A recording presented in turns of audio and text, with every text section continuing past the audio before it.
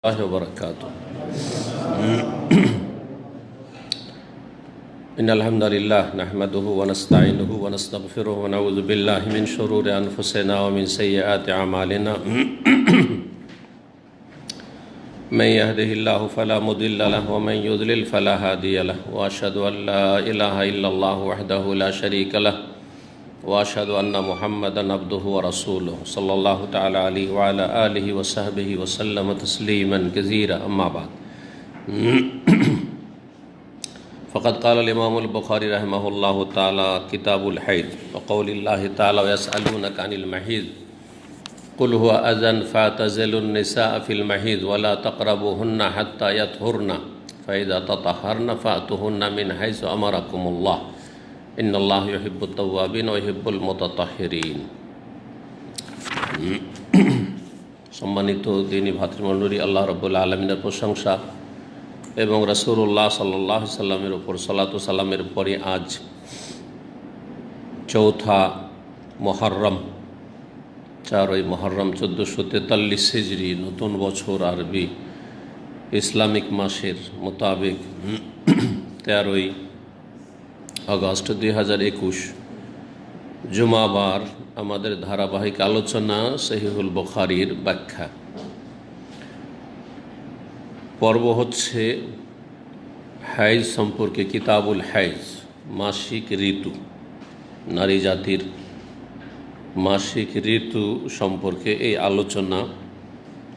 পর্ব নম্বর হচ্ছে 6 সহিহ বুখারীর।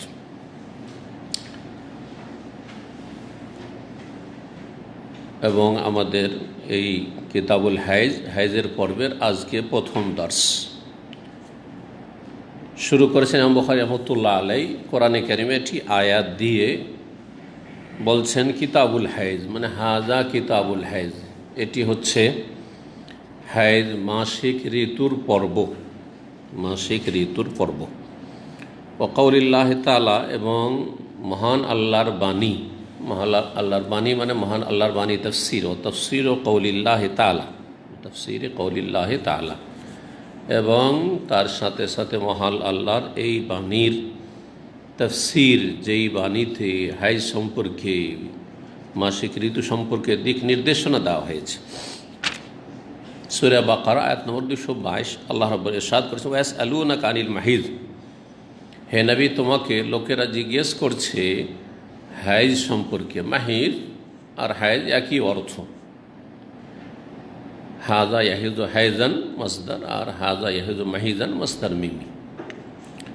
আবার মাহিদ ইসম জারফ হতে পারে, জারফে মাকান বা জারফে জামান, হাইজের অবস্থা সম্পর্কে, হাইজের সময়কাল, হাইজের স্থান, জি এটাও হতে পারে। তো হাইজ সম্পর্কে, মাসিক সম্পর্কে লোকেরা তোমাকে জিজ্ঞেস করছে। কোরআনে কারিমে এইভাবে অনেকগুলি আয়াত রয়েছে যেখানে নবী করিম সাল্লাল্লাহু আলাইহি ওয়াসাল্লামকে আল্লাহ সম্বোধন করেছেন যে তোমাকে এই বিষয়ে লোকেরা জিজ্ঞেস করছে, তার উত্তর হচ্ছে এই, বা তার উত্তর তুমি এই বলো। তো সাহাবায়ে কেরামরা তারা তাহলে জিজ্ঞেস করতেন রাসূলুল্লাহ সাল্লাল্লাহু আলাইহি ওয়াসাল্লামকে। আবার কখনো কখনো যারা কাফের মুশরিক, এখন ইসলাম গ্রহণ করেনি, তারাও জিজ্ঞেস করত। জি, ওয়াসআলুনাকা আন যিলকারনাইন, যিলকারনাইন সম্পর্কে কাফেররা জিজ্ঞেস করেছিল। আচ্ছা আপনি নবী তো বলেন তো দেখি, এমন একজন প্রভাবশালী রাজা সারা বিশ্ব জয় করেছে, সে কি? এটা প্রশ্ন কাফেরদের পক্ষ থেকে, পরীক্ষামূলক ছিল। ইহুদিরা শিখিয়ে দিয়েছিল মক্কার কাফেরদের। কোরআনে কারিমে যেগুলি দ্বীনি মাসাইল সম্পর্কে এইভাবে এসছে, সেগুলি মুসলিমদের পক্ষ থেকে, সাহাবায়ে কেরাম রাদিয়াল্লাহু তাআলা আনহুমদের পক্ষ থেকে এরকম জিজ্ঞাসা ছিল। ওয়াসআলুনাকা আনিল মাহিজ, হাইজ সম্পর্কে সাহাবায়ে কেরামগণ জিজ্ঞেস করেছে। ওয়াসআলুনাকা আনিল ইয়াতাম, ইয়াতিমদের সম্পর্কে। জি, ওয়াসআলুনাকা মাযা ইউনফিকুন, ওয়াসআলুনাকা আনিল আহিল্লা, চাঁদ সম্পর্কে। হেলালের বহুবচন আহিল্লা, চাঁদ সম্পর্কে। তো এগুলি রাসূলুল্লাহ সাল্লাল্লাহু আলাইহি ওয়াসাল্লামকে এইভাবে প্রশ্ন করেছেন। তাহলে বোঝা গেল এখান থেকে যে যাদের প্রশ্নের উত্তর দেওয়ার যোগ্যতা আছে তাদেরকে জিজ্ঞাসা করা শরীয়ত সম্মত কাজ, এবং যাদের প্রশ্নের উত্তর দেওয়ার যোগ্যতা আছে তাদের জন্য প্রশ্নের উত্তর দেওয়াটাও হচ্ছে শরীয়ত সম্মত, দেওয়া উচিত। কখনো ফরজে আইন হতে পারে, কখনো ফরজে কিফায়া, জরুরি নয় আমার উপর, আমার মতো অনেকে আছে। সুতরাং আমাকে উত্তর দিতে হবে, আমাকে বলতে হবে জরুরি না, আপনি অন্য কারো কাছে জেনে নেন। জি, সাধারণ অবস্থা ফরজে কিফায়া, কারোর ওপর কোনো ফরজে আইন না যে আমাকে জিজ্ঞাসা না আমাকে উত্তর দিতে হবে। তবে যদি কোনো বিকল্প কেউ না থাকে সমাধান দেওয়ার আর কেউ নেই, তাহলে তখন ফরজে আইন হবে। যেন অন্যায়ের প্রতিবাদ করা, ভালো কাজের উপদেশ দেওয়া, সাধারণ অবস্থায় ফরজে কিফায়া। এখানে আপনারা অনেকে আছেন, একটা অন্যায় কাজ একটা লোক করে ফেললো, সবাই মিলে ওর ওপর একবার গরম হয়ে যেতে হবে নাকি, বা সবাই মিলে তাকে উপদেশ দেওয়া শুরু করতে হবে, বা সবাই মিলে ভুলটা ধরতে হবে না, জরুরি না, একজন ধরলেই হলো। কিন্তু কেউ যদি, এটা না ফরজে কিফায়া, কেউ যদি না বলেও ভুল করে গেল, ভুলটার উপর সবাই চুপ থেকে গেল, তাহলে সবাই গুনাহগার। জি, একাই আছেন আপনি, আর একটা লোক আপনার চোখের সামনে ভুল করছে, কেউ দেখলো না, আপনার চোখের সামনে ভুল হচ্ছে। আপনি যে অন্যায়ের প্রতিবাদের 3টা স্তর আছে, তার মধ্যে কোনটা স্তরের লোক? আপনি প্রশাসনের লোক, তাহলে বল প্রয়োগ করে অন্যায়কে নির্মূল, হ্যাঁ? অথবা আপনি অভিভাবক, বাড়ির আপনার ছেলেমেয়েরা এরকম অন্যায় করলো, বল প্রয়োগ করে বাধা দিতে অন্যায়, আপনার স্ত্রী, আপনার ছেলে, এই স্তরের না। আপনি একজন আলেম, আপনি একজন সাধারণ মানুষ, মুসলিম ভাই, আর একজন মুসলিম একটা অন্যায় কাজ করছে, তাহলে 2য় স্তরের লোক আপনি, তবে লেসানি, কথার দ্বারা। এটাও যদি সম্ভব না হয়, এমন জালেম যদি ওকে বলেন যে আপনি এমন অন্যায়টা কেন করলেন, একটা লোককে ধরেন মারছে, জুলুম অত্যাচার চোখের সামনে হচ্ছে না অনেক সময়, একটা লোকের টাকা পয়সা বা কিছু বেইমানি করলো, এমন কাজটা কেন করলেন, তো আপনারই জীবন নিয়ে টানাটানি হয়ে যাবে। আচ্ছা না, এমন কুখ্যাত সমাজে, তাহলে সেখানে ফাবে কালবেহি, অন্তর থেকে ঘৃণা করে প্রতিবাদ জানাইতে হবে। তো কোন স্তরের লোক আপনাকে প্রথম নির্ণয় করতে হবে, নির্ধারণ করতে হবে, তারপরে আপনার কাজ শুরু করতে হবে। এটা যারা করে না তারাই সীমা লঙ্ঘন করে, তারাই চরমপন্থায় চলে যায়, তারাই তখন আজকালকার সমাজে যারা জঙ্গি, খারেজি, চরমপন্থী, হ্যাঁ, নিজের হাতে নিজের আইনকে উঠিয়ে নেয়, এরা যেমন ধর্মীয় আবেগ নিয়ে, আর এক দল হচ্ছে যারা জালেম, বেদিন, হ্যাঁ, যা ইচ্ছা তাই করে, যা ইচ্ছা তাই বলে, তারাও এরকমই। কিন্তু একজন আল্লাহভীরু মুসলিম এমনটা নাই, আমি যেই স্তরের লোক সেখানে আমি কাজ করব। আপনারা প্রতিষ্ঠানে কাজ করছেন না, অফিসে আপনার যে সেকশন, ওই সেকশনে আপনি কথা বলতে পারবেন, কাজ করতে পারবেন। বাইরে যদি অন্য সেকশনে আপনি গিয়ে দালালি করেন তো ভুল করবেন না, ঠিক ওই রকম। আল্লাহ যেন বোঝার তৌফিক দান করেন। তো যাই হোক, জিজ্ঞাসা সম্পর্কে বলছিলাম, দ্বীনি মাসাইল জিজ্ঞাসা করা, যাকে অন্য ভাষায় ফতোয়া বলা হয়। ইস্তিফতা, ফতোয়া জিজ্ঞাসা করা, ফতোয়া জানতে চাওয়া, আর ইফতামান, ফতোয়া প্রদান করা। কোরআনে এই ভাষাটিও ব্যবহার হয়েছে। ওয়াস্তাফতিউনাকা ফিন-নিসা, নারীদের সম্পর্কে লোকেরা তোমাকে ফতোয়া জিজ্ঞেস করছে হে নবী। জি, তাহলে বোঝা গেল যে ফতোয়া জিজ্ঞাসা করাও ভালো, ফতোয়া দেওয়াও ভালো কাজ, শরীয়ত সম্মত কাজ। কিছু নাস্তিক বিধর্মী আছে মুসলিম সমাজে, যারা ফতোয়ার বিরুদ্ধে তারা জবানদারাজি করে, হ্যাঁ, ফতোয়া বাজি করে ওড়াচ্ছে, এই করছে সেই করছে, ফতোয়া দেওয়া বন্ধ করতে হবে। এরা হচ্ছে আসলে মুনাফিক মুসলিম সমাজে। জি, কিন্তু অযোগ্য ব্যক্তি ফতোয়া দিবে না, অযোগ্য ব্যক্তি, হ্যাঁ, জিজ্ঞাসার জবাব দেবে না যে সম্পর্কে যার জানা নেই। জি, তো মহান আল্লাহ বলছেন, ইয়াসআলুনাকা আনিল মাহিজ, হে নবী তোমাকে লোকেরা জিজ্ঞেস করছে আনিল মাহিজ, হাইজ, মাসিক ঋতু সম্পর্কে। এই সম্পর্কে তাদেরকে বলে দাও, এর বিধিবিধান সম্পর্কে জিজ্ঞেস করছে। কুল হুয়া আজান, হে নবী বলো সেটা হচ্ছে একটি নোংরা বস্তু। আজান, আজা নোংরা বস্তু, পায়খানা, পেশাব, যত নোংরা রয়েছে এগুলো সব আজা। আজা মানে হচ্ছে কষ্টদায়ক বস্তু, কষ্টদায়ক, সেটা মানসিক দিক থেকে হোক, শারীরিক দিক থেকে হোক, যে কোনো দিক থেকে। এই জন্য রাস্তাঘাটে কোনো কাঁটা পড়ে আছে, ইট পাটকেল পড়ে আছে, মানুষ হোঁচট খেতে পারে, কাঁটা লাগতে পারে, কষ্ট, এগুলোকে আজা বলা হয়েছে। এমাতাতুল আজা আনি তারিকে সাদাকা, রাসূল বলছেন কষ্টদায়ক বস্তুকে রাস্তা থেকে সরিয়ে দেওয়া হচ্ছে সাদকার কাজ। যে কোনো মানুষ কষ্ট পেত, তা থেকে আপনি রক্ষা করলেন মানুষকে।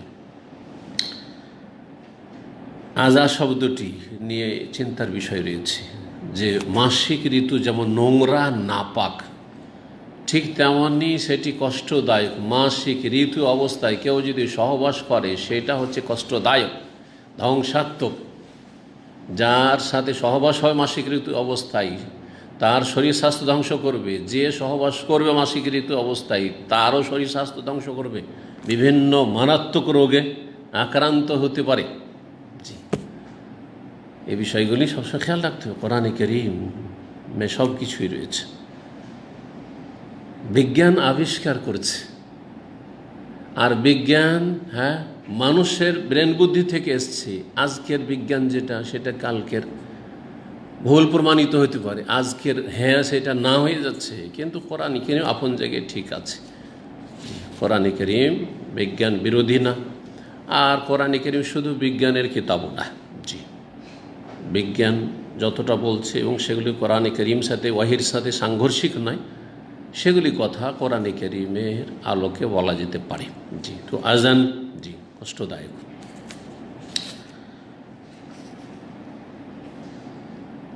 ফাতাজিলুন নিসা ফিল মাহিজ, যখন সেটি হচ্ছে নোংরা নাপাক, সেই রক্ত, আর তার সেটি কষ্টদায়ক, সুতরাং তোমরা নারীদের থেকে দূরে থেকো। ফিল মাহিজ, হাইজের অবস্থায়, মাসিক অবস্থায় যখন থাকবে তখন তাদের থেকে দূরে থাকিও। এই দূরে থাকা মানে সহবাস থেকে দূরে থাকা। দূরে থাকা মানে তাদের সাথে উঠা বসা থেকে দূরে থাকা নয়, তাদের পাশাপাশি থাকা থেকে দূরে থাকা নয়, তাদের সাথে খাওয়া দাওয়া চলাফেরা ঘুমানো এগুলো থেকে দূরে থাকা নয়, যেমন ইয়াহুদিরা করত। লা ইউআকিলুহুন্না ওয়ালা ইউশারিবুহুন্না ওয়ালা ইউজামিউহুন্না ফিল বুয়ুত। যখন ইহুদিদের নারীদের মাসিক হইতো তখন না একসাথে বসে খেত এক প্লেটে, না একসাথে পানি পান করতো, গ্লাস আলাদা, বাসন আলাদা, সব কিছু খাবার দাবার আলাদা, মজলিস আলাদা, ঘুমাবার জায়গা আলাদা। ওয়ালা ইউজামিউহুন্না ফিল বুয়ুত। আর এক ঘরে এক বাড়িতে বসবাস করতো না, ওর আলাদা ঘর রাখতো, তুই আলাদা ঘরে থাক। দ্বীন ইসলাম মধ্যম পন্থা। ইহুদি এবং খ্রিস্টানদের ধর্মে ছিল বাড়াবাড়ি আর ছাড়াছাড়ি। দ্বীন ইসলামে যেমন বাড়াবাড়ির কোনো অবকাশ নেই, চরমপন্থার কোনো অবকাশ নেই, তখন ছাড়াছাড়িরও কোনো অবকাশ নেই। যেমন শিরক বিদআত হচ্ছে বাড়াবাড়ি, তেমনি বেনামাজি হয়ে যাওয়া, বেদিন হয়ে যাওয়া, ফরজ ওয়াজিবে ঘাটতি করা, হারামে লিপ্ত থাকা, পাপের জীবন যাপন করা, অন্য অন্য যেসব পাপ রয়েছে, যে পাপগুলিকে মানুষ পাপ মনে করে, সেটা হচ্ছে ছাড়াছাড়ি, সেটাও নেই। জি, এই জন্য ফাসেকের জন্য আযাব রয়েছে, আর শিরকারী বেদাতকারীর জন্য আযাব রয়েছে। সত্যিকার মুসলিম ওরা যারা শিরক বেদাতের পথ থেকে বেঁচে থাকে আর অন্য অন্য পাপাচার থেকে বেঁচে থাকে, এটি হচ্ছে মধ্যম পন্থা। ফাতাজিলুন নিসা ফিল মাহিজ, নারীদের থেকে তোমরা দূরে থেকো, আলাদা থাকো। ফিল মাহিজে, হাইজের অবস্থায়, মানে তাদের সাথে সহবাস করিও না। সহবাস ছাড়া সব কিছুই করা যেতে পারে। রাসূলুল্লাহ সাল্লাল্লাহু আলাইহি ওয়াসাল্লাম অন্য হাদিস রয়েছে, ইসনাউ কুল্লা শাইইন ইল্লা নিকাহ। স্ত্রীদের সাথে তোমরা মাসিক অবস্থায় সব কিছু করতে পারো, ইল্লা নিকাহ, একমাত্র সহবাস। এখানে নিকাহ মানে সহবাস। নেকার দুটি অর্থ হয়। নেকা মানে আপনারা শুধু বুঝেন কি বিয়ে, তাই না? নেকা মানে বিবাহ শাদী না, নেকা মানে বিবাহ শাদী না, এটা একটা অর্থ। আরেকটা অর্থ হচ্ছে নেকাহ, আসল অর্থ হচ্ছে সহবাস। কারণ বিবাহর মুখ্য উদ্দেশ্য হচ্ছে সহবাস, আর সহবাসের মাধ্যমে নর নারী গুনাহ থেকে বেঁচে থাকে। আর তারপরে সন্তান, ভালো মানুষ ভালো সন্তান চাইবে, আর যারা ভালো মানুষ নয় তারা গরু ছাগলের মতোই চাইবে, বেদিনের মতো চাইবে। তো আর নিকাহুন মানে হচ্ছে সহবাস করা। তো এখানে ইসনাউকুল্লা সে তোমরা সব কিছু করতে পারো, ইল্লা নিকাহ সহবাস ছাড়া। তাই এখানে নিকাহ মানে সহবাস, হাদিস আসলো, তাই না? জি। কোরআনে কারীমের যে তৃতীয় তালাকের কথা আল্লাহ তালাক সম্পর্কে সূরা বাকারা বর্ণনা করেছে, সেখানেও নিকাহ মানে সহবাস। ফাইন তাল্লাকাহা, এক তালাক হয়ে গেল, দুই তালাক হয়ে গেল, হ্যাঁ, দুইবারে, তৃতীয়বারে ফাইন তাল্লাকাহা, তৃতীয় তালাক যদি দিয়ে দেয় কেউ তার স্ত্রীকে, ফালা তাহিল্লুল্লাহ, তার জন্য হালাল হবে না, হাত্তা তানকিহা যাওজান গায়রা, যতক্ষণ পর্যন্ত অন্য স্বামীর সাথে নিকাহ হয়ে সহবাস না হবে। এখানে নিকাহ মানে শুধু বিয়ে হওয়া নয়, তানকিহা বিয়ে হবে যাতে করে তার সাথে সহবাস বৈধ হয়। আর সহবাস বৈধ তখনই, এমন বিয়েতে হবে যেই বিয়ে টেম্পোরারি নয়, কন্ট্রাক্টর শিয়া রাফেজির মতো মোতার বিয়ে নয় যে একদিন, 2 দিন, 10 দিনের জন্য, হ্যাঁ, জেনা নয়, বরং হালাল বিয়ে হবে ইজাব কবুলের মাধ্যমে, হ্যাঁ, ওলির মাধ্যমে, আর তারপর সাক্ষীর মাধ্যমে, আর তারপরে সহবাস হবে। শুধু বিবাহ যথেষ্ট নয়। এই জন্য নবী করিম সাল্লাল্লাহু আলাইহি ওয়াসাল্লাম এই আয়াতের তাফসিরে বলেছেন যে মহিলার এরকম ঘটনা ঘটেছিল, আর মহিলার উদ্দেশ্য ছিল আগের স্বামীর কাছে ফিরে যাওয়া। বিয়ে হয়েছে, বিয়ে হওয়ার পরে তার সাথে সহবাস হয়নি। বলছেন না না না না, ওর মধ্যে পুরুষত্ব নেই, পুরুষত্ব নেই, ওর কাছে আমি থাকবো না, খোলা নিতে আসুন। নবী করিম সাল্লাল্লাহু আলাইহি ওয়াসাল্লাম বললেন, জানতে পেরেছেন যে না, এর সাথে এখনো সহবাস হয়নি, লা হাত্তা তাযুকু ওয়াসাইলাতাহু ওয়া ইয়াযুকু মিন ওয়াসাইলাতিক, অতক্ষণ পর্যন্ত তুমি আগের স্বামীর জন্য হালাল হবে না, যতক্ষণ পর্যন্ত যেই স্বামী তোমাকে এখন বিয়ে করেছে সেই স্বামী তোমার স্বাদ না গ্রহণ করবে আর তুমি তার স্বাদ না গ্রহণ করবে। তার মানে সহবাস হইতে হবে কমপক্ষে একবার। আর তারপরে স্বেচ্ছায় হয় স্বামী তালাক দিয়ে দিল, না হয় স্ত্রী তালাকে নিয়ে নিল, চললো না, সেটা আলাদা। কিন্তু আগে থেকে যে ভাই তুমি 1 দিন 2 দিনের জন্য বিয়ে করো আর তারপরে তালাক দিয়ে দিও, হারাম। এটাই হালালা হিল্লা, এটি লানত, অভিশাপের কাজ। এর ওপরও নবী সাল্লাল্লাহু আলাইহি ওয়াসাল্লামের লানত, আল্লাহর লানত, অভিশাপ রয়েছে। আর কাবিরা গুনাহ ছাড়া সাগীরার উপর কোনো ক্ষেত্রে লানত নেই, অভিশাপ নেই। সুতরাং এটি কাবিরা গুনাহ, একে মাকরুহ বলে চালিয়ে দেওয়া এটি একটি গুমরাহি, যে গুমরাহিটি এক শ্রেণীর আমাদের আলেম সমাজ পর্যন্ত করেছে ভারত উপমহাদেশে, যাদের নাম বলে কাউকে কষ্ট দিতে চাইছি না। সুতরাং সতর্ক সাবধান তাদের কিতাবাদি থেকে এবং তাদের এই ভুল ইসলামের দিক নির্দেশনা থেকে। মাসিক অবস্থায় তোমরা দূরে থেকো স্ত্রীদের থেকে, ওয়ালা তাকরাবুহুন্নাহ, এবং তাদের কাছে যাবে না। এখন প্রশ্ন হচ্ছে, তাহলে কতদিন আমরা এরকম থাকব? কতদিন স্ত্রীর সাথে সহবাস করতে পারবো না? মাসিক হয়ে গেছে তো বলছে তোমরা তাদের নিকটবর্তী হবে না, হাত্তা ইয়াতহুরনা, যতক্ষণ পর্যন্ত পাক পবিত্র না হয়ে যাবে। তো ইয়াতহুরনা মানে মাসিক বন্ধ হইল, তাহারাত মানে মাসিক বন্ধ হয়েছে। কিন্তু শুধু তাহারাত মাসিক বন্ধ হওয়া না, মাসিক বন্ধ হওয়ার পরে গোসল করা ফরজ। যেমন স্বামী স্ত্রী সহবাসের পরে গোসল করা ফরজ, স্বপ্নদোষ নর নারী কারো হইলে গোসল করা ফরজ, তারপরে পাক হবে। ঠিক তেমনি মাসিক বন্ধ হইলে অতক্ষণ পাক পবিত্র হবে না যতক্ষণ পর্যন্ত গোসল না করবে। এই জন্য পরের অংশে আল্লাহ ফায়দা তাতাহারনা, যখন ভালোভাবে পাক পবিত্র হয়ে যাবে, তাতাহারনা। আগেরটা দেখেন হাত্তা ইয়াতহুরনা, তাহরা ইয়াতহুর, কিন্তু পরে হচ্ছে তাতাহারা। তাতাহারা পবিত্রতা অর্জন করা। এক হচ্ছে পবিত্র হয়ে যাওয়া, আর এক হচ্ছে পবিত্রতা অর্জন করা। দুটোতে পার্থক্য রয়েছে কোরআন ভাষায়। ইয়াতহুরনা মাসিক বন্ধ হয়েছে, এখন নাপাকি যেটা আসছিল, নাপাক রক্ত এবং নাপাক অবস্থা যেটা ছিল এখন বন্ধ হয়েছে। ফায়দা তাতাহার, এখন করণীয় কি? এখন পবিত্রতা অর্জন করতে হবে, মানে গোসল করতে। ফায়দা তাসাল না, গোসল করতে হবে। এই জন্য অনেক যুবকরা, অনেক যুবতীরা, অনেক মহিলা, অনেক পুরুষ ভুল করে থাকে স্বামী স্ত্রী জীবনে, যে মাসিক বন্ধ হইলেই আর ধৈর্য ধারণ করতে পারে না। আরে গোসল করবে তো, একবার তো গোসল, সহবাস করে গোসল করতে হবে, তো একটা দিয়ে কাজ চলে যাবে, সহবাস করে ফেলে। হারাম, এটা জায়েজ নাই। মাসিকের গোসল ফরজ করে নিয়ে তারপরে সহবাস করতে, কোরআন স্পষ্ট করেছে। এবং এর ব্যাখ্যা রাসূলুল্লাহ সাল্লাল্লাহু আলাইহি ওয়াসাল্লামের হাদিসও রয়েছে, মাসিকের গোসল সম্পর্কে যে হাদিসগুলি রয়েছে। ফায়দা তাতাহারনা, যখন পবিত্রতা অর্জন করে নেবে সেই নারীরা, তোমার স্ত্রীরা, ফাতুহুন্না, তখন তাদের কাছে আগমন করো, মিন হাইসু আমারাকুমুল্লাহ, যেইভাবে আল্লাহ নির্দেশ দিয়েছেন ওইভাবে, আল্লাহর নির্দেশ অনুযায়ী তাদের কাছে আগমন করো, মানে সহবাস করো, সহবাস করতে পারো। হুকুম মানে ফরজ, তাহলে হ্যাঁ, মাসিক থেকে পাক হইলে সহবাস করা ফরজ নাকি ওয়াজিব, সুন্নাত নাকি জায়েজ? আপনার যদি শারীরিক প্রয়োজন থাকে, চাহিদা থাকে, সহবাস করেন, যদি চাহিদা না তো করিয়েন না। শারীরিক চাহিদা থাকলে না সহবাস করবে, সবাই তো আর একই রকম অবস্থায় নয়। হয়তো বয়স হয়ে গেছে, অথবা বয়স না হইলেও মাসে 2 বার 1 বার চাহিদা হয়, সুতরাং এখন মাসিক এই তো 3 দিন 4 দিনে পাক হয়ে গেছে, আমার এখন চাহিদা নেই, তাহলে ফাতুহুন্না, এসো। আল্লাহর হুকুম হইলেই যে প্রত্যেকটা ক্ষেত্রে ফরজ না, ক্ষেত্র বিশেষে। তাহলে এই আয়াতগুলিতে যেখানে হুকুমগুলি হয়েছে অথবা নিষেধাজ্ঞা এসছে, এই কথাটি বারবার কেন বলি, ফতোয়া দিতে গিয়ে অনেকে আমাদের দেশে ভুল করে থাকে।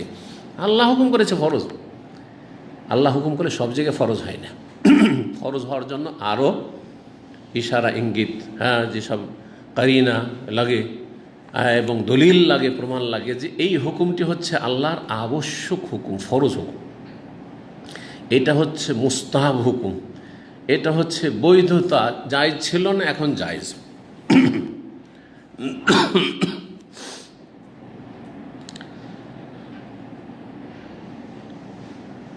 আল্লাহ বলছেন মিন হাইসু আমারাকুমুল্লাহ, যেভাবে আল্লাহ হুকুম দিয়েছেন। কীভাবে আল্লাহ হুকুম দিয়েছেন মানে ক্ষেত্র, জায়গায় ভুল করিও না, যেখানে আল্লাহ আসতে হুকুম করেছেন, অর্থাৎ সামনের দিকে স্থান একটি, ক্ষেত্র একটি। তুমি সামনের দিক থেকে এসো, পিছন থেকে এসো, দাঁড়িয়ে এসো, শুয়ে এসো, বসে এসো, কিভাবে আসো সব জায়েজ, যেটা তোমার জন্য সুবিধা, যদিও তার মধ্যে উত্তম পদ্ধতি সেটা সবার জানা, কিন্তু জায়গা, স্থান মাত্র একটি হইতে হবে। সেটা হচ্ছে যে নারীদের এমন লজ্জা স্থান যেটাকে আল্লাহ রাব্বুল আলামিন ছেলে মেয়ে জন্মাবার জন্য কি তৈরি করেছেন, ক্ষেত্র তৈরি করেছেন। জি জি, এছাড়া অন্য কোনো রাস্তা নয়। জি, অন্য কোনো রাস্তা নয়। সুতরাং পায়ুপথ নয়, ওরাল সেক্স নয়, যেগুলো নোংরামি, এগুলি ইহুদি নাসারা নোংরাদের কাছ থেকে শেখা, এগুলি ফিল্ম জগতের যারা নোংরা নিকৃষ্ট সমাজের নর এবং নারী, তাদের বদচরিত্র থেকে শেখা। এই ফিল্মের যুগে, এই নোংরামের যুগে, এই পর্নোগ্রাফির যুগে এইসব চরিত্রহীনতা মুসলিম উম্মা এসেছে। না হলে মুসলিম উম্মার একজন রুচিশীল মুসলিম কখনো এগুলো কল্পনা করতে পারে না যে ওরাল শেষ করবে। আউযুবিল্লাহি মিনাশ শাইতানির রাজিম। মানুষের একটা ইসলামী মূল্যবোধ হওয়া উচিত, রুচি হওয়া উচিত।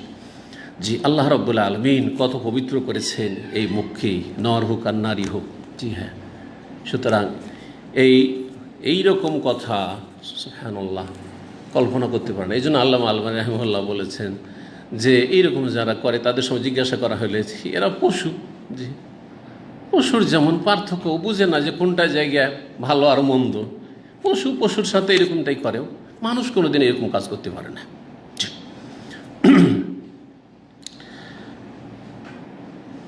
এক শ্রেণীর লোকেরা কিছু আজকাল মুফতি পাওয়া যাবে, হ্যাঁ স্পষ্ট কোথাও তো এরকম কোনো বাধা নিষেধ নেই।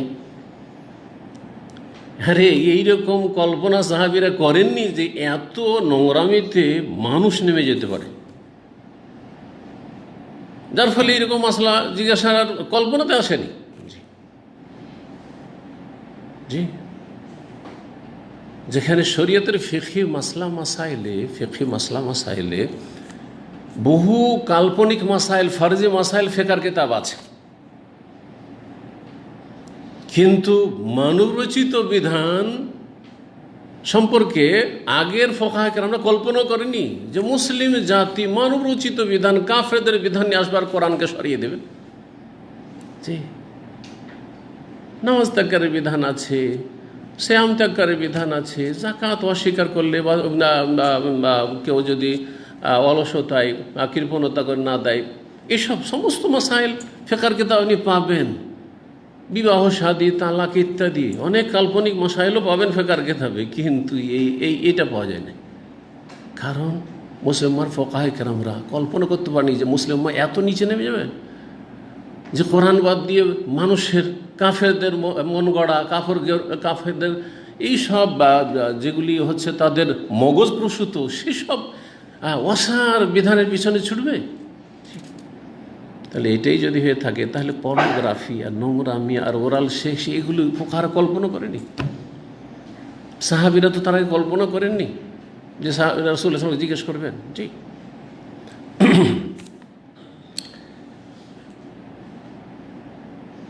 ইন্নাল্লাহা ইউহিব্বুত তাওয়াবিন, নিশ্চয় আল্লাহ রাব্বুল আলামিন বেশি বেশি তওবাকারীদেরকে পছন্দ করেন। যে যত বেশি তওবা করবে তাকে আল্লাহ তত বেশি পছন্দ করেন। কারণ যে তওবা করে সে হচ্ছে বিনয়ী, অহংকারী নয়, অহংকার মুক্ত। সে আল্লাহর গোলামি সবসময় স্বীকার করে। মানুষের এই ভালো স্বভাবগুলি মানুষের আছে, যেমন মানুষের মধ্যে মন্দ স্বভাব আছে তেমন ভালো স্বভাব আছে। একজন মালিক, তার দুটো কর্মচারী আছে বা চাকর আছে। একটা চাকর অবাধ্য, পরখ হয় না মালিকের, আমি আমার মন মেজাজে চলবো, মগজে চলবো, ঠিক আছে, আগে বেড়ে বেড়ে কাজ করে। যদি অনেক সময় ভালো কাজই করে কিন্তু আগে বেড়ে বেড়ে কাজ করে, আর অনেক বেশি কাজ করে দেওয়ার, অনেক বেশি কাজ করে দেয় ওর প্রতিষ্ঠানের, ওর বাড়ির, কিন্তু নিজের মতকে প্রাধান্য দেয়।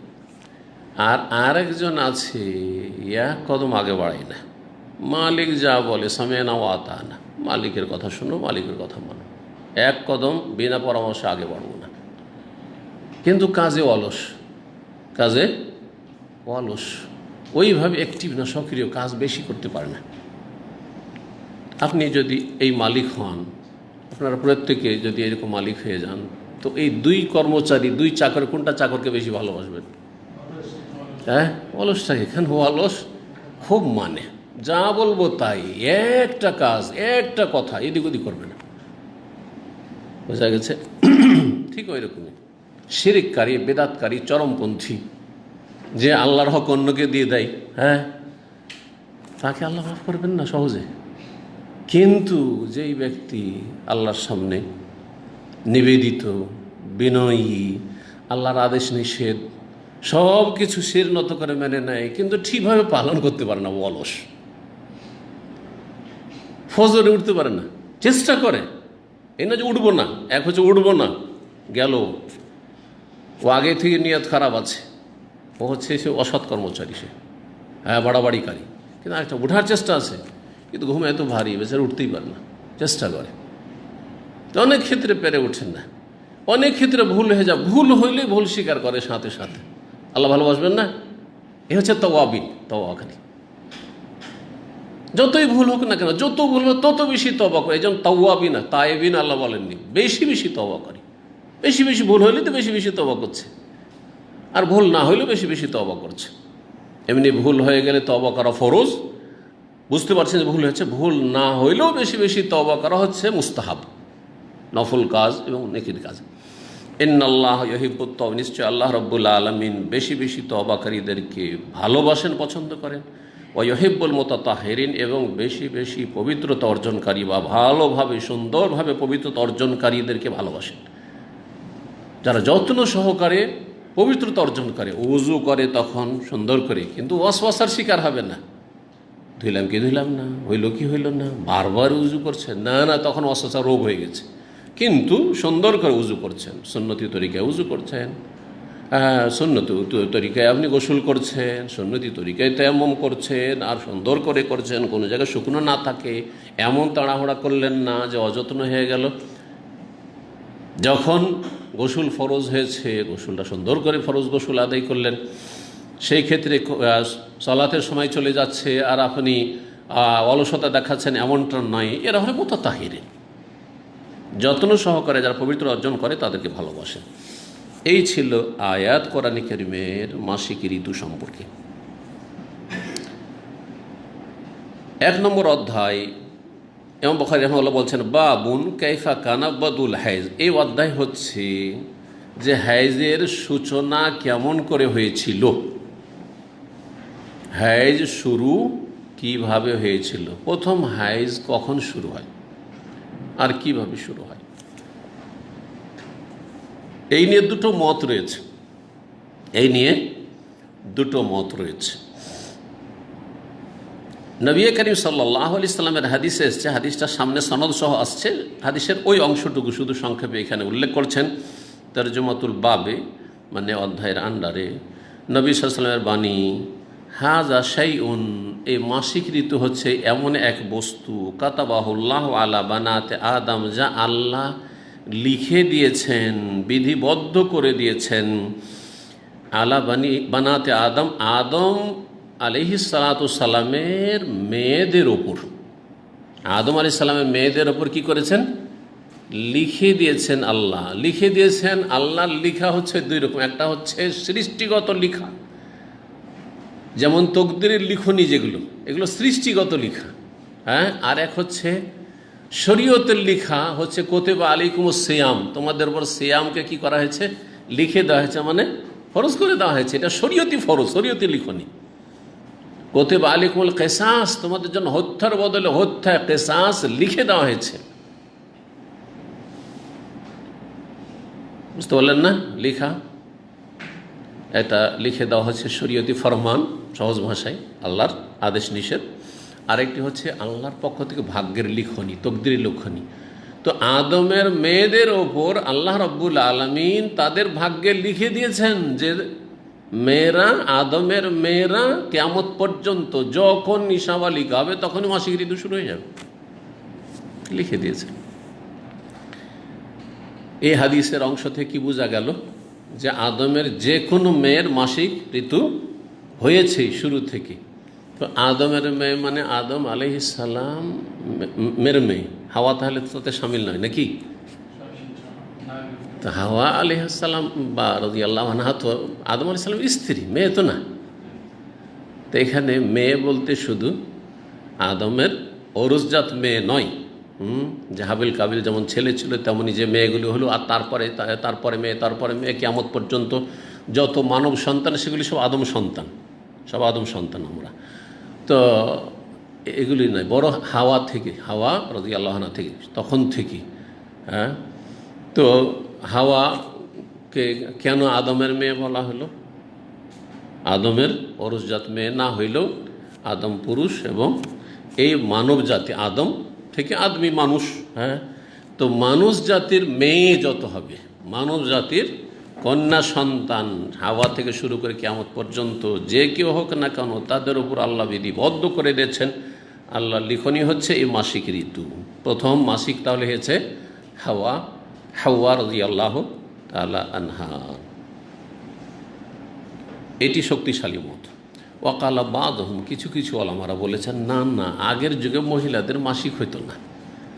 যুগ যুগ ধরে আদম আলাইহিস সালামের যুগ থেকে শুরু করে মূসা আলাইহিস সালামের যুগ পর্যন্ত, বনি ইসরাইল পর্যন্ত, বা মূসা আলাইহিস সালামের আগে ইয়াকুব আলাইহিস সালাম পর্যন্ত, কারণ বনি ইসরাইল ইয়াকুব আলাইহিস সালাম, তো ইয়াকুব আলাইহিস সালাম পর্যন্ত, এই পর্যন্ত মাসিক ছিল না। তারপরে বনি ইসরাইলদের বদামলের কারণে তাদের মহিলাদের প্রথম মাসিক শুরু হয়।